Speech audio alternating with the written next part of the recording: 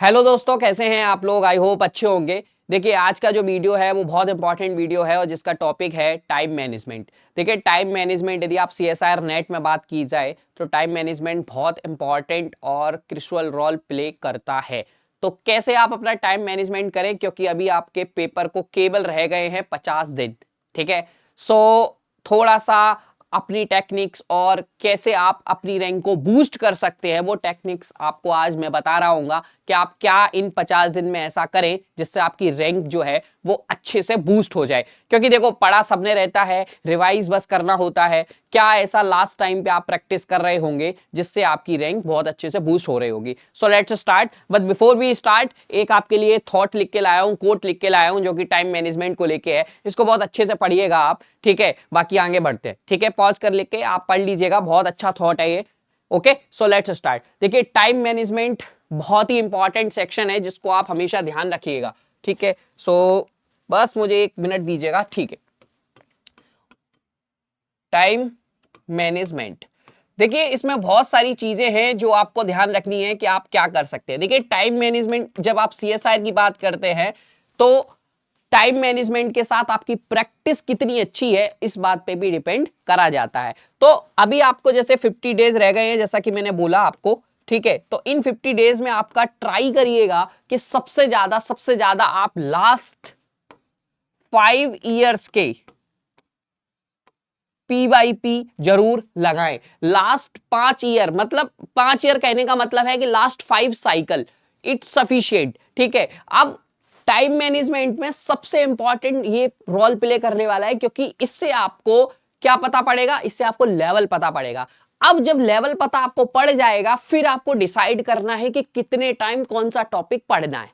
Clear. सो time management में ये बहुत इंपॉर्टेंट रोल प्ले कर रहा होगा, क्योंकि जब आप लास्ट 5 साल के पेपर या 5 साइकिल जो लास्ट हुई हैं उनके पेपर यदि आप सॉल्व कर रहे होंगे तो आपको एक आइडिया लग जाएगा कि हमको किस लेवल के क्वेश्चंस की तैयारी करनी है, अपने कॉन्सेप्ट को किस लेवल पे ले जाना है। और मैंने, यदि आपने मेरी स्ट्रेटेजी वीडियो नहीं देखी है तो आप उसको जरूर देखिए, उसमें मैंने बताया है कि किस टॉपिक पे कितना आपको फोकस करना है।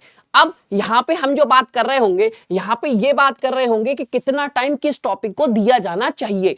अब देखो, ये जो चीज है ये सबके लिए अलग अलग होती है। तो आपको कैसे डिसाइड करना है, तो जब आप 5 साइकिल के पेपर आप लगा रहे होंगे तो उसमें जितनी गलतियां आपकी हो रही हैं, फिर आप उसको क्या करेंगे, एनालिसिस करेंगे। क्या करेंगे, एनालिसिस उसका करिए, ठीक है। जब आप एनालिसिस कर देंगे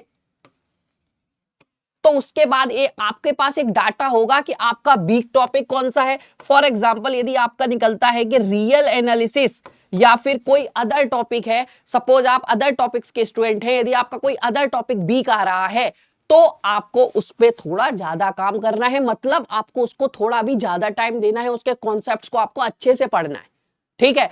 ट्राई करिए कि जितना ज्यादा आप पढ़ सके, जितने ज्यादा आप अभी के टाइम पे फोकस्ड स्टडी कर सके वो ज्यादा बेटर है, ठीक है। इसके साथ आप ऐसा भी कर सकते हो कि समटाइम्स आप अभी 2 साइकिल के पेपर लगाओ, उसके बाद अपने कॉन्सेप्ट पे एक बार रिव्यू करो कि कॉन्सेप्ट आप कैसे अपना इंक्रीज करो, उसके बाद फिर साइकिल का पेपर लगाओ। मतलब फॉर एग्जाम्पल, आपने लास्ट 2 साइकिल के पेपर लगाए, आपको यह पता चल गया आपके वीक टॉपिक कौन कौन से हैं, ठीक है।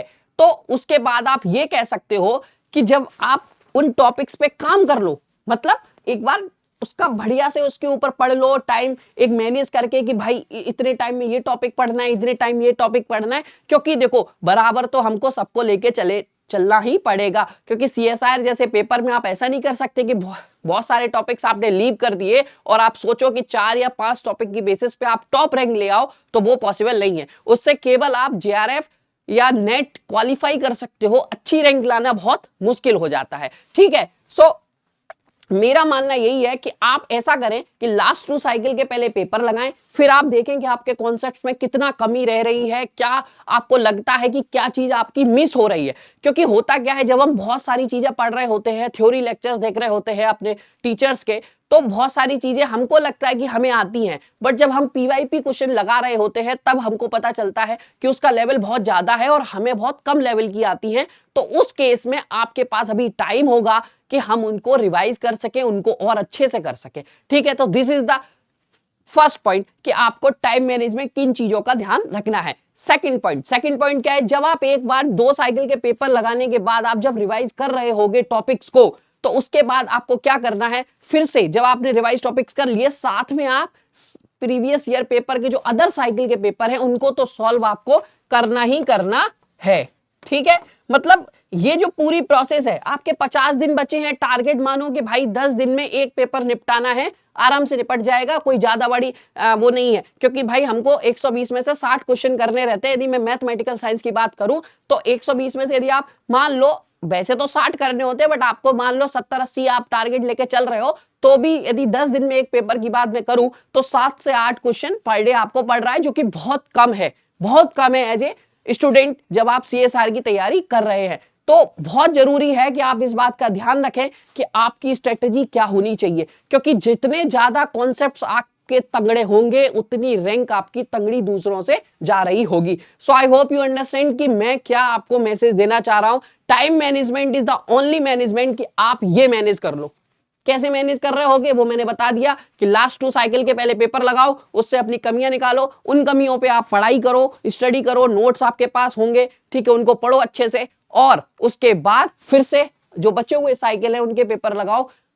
100% आपको रैंक जब आप पेपर देने जा रहे होगे उसमें आपको 100% बेनिफिट मिलेगा। So I hope you understand this video, और आपको ये वीडियो अच्छी लगी होगी। यदि आपको वीडियो अच्छी लगी है तो अपने दोस्तों के साथ जरूर शेयर करें और वीडियो को लाइक जरूर करें। Thank you for watching this video. Bye bye.